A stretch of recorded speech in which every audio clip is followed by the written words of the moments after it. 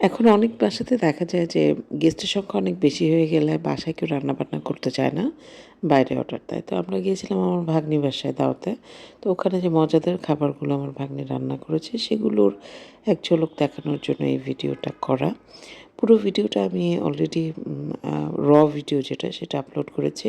But এখানে যে খাবারগুলো দেখতে পাচ্ছেন তা সবই আমার ভাগ্নির রান্না করা এবং এত মজাদার ছিল। আমরা সবসময় ওকে জিজ্ঞেস করি যে, "তুই কী ধরনের কী মসলা ইউজ করিস?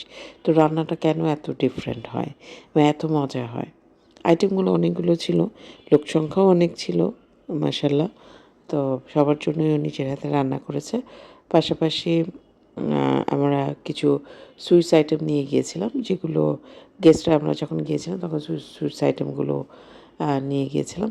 এগুলোরও একটা পোর্শন আমি ভিডিও করেছি। এতগুলো মিষ্টি ছিল।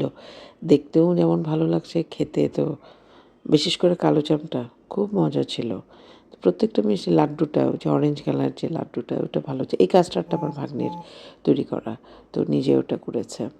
এখানে বালুশাহী আছে, খুব মজা।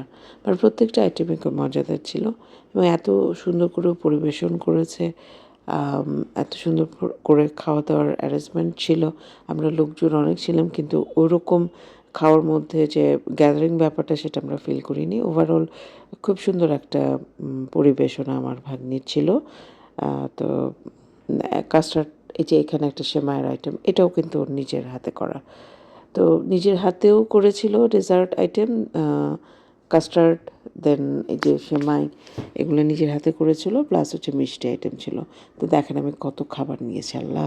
পুরো পেট ভরে গলা পর্যন্ত আমি খাবার খেয়েছিলাম, এত আইটেম। তো ধন্যবাদ আমার ভাগ্নিকে এত মজার, মজার খাবার রান্না করে আমাদের খাওয়ানোর জন্য।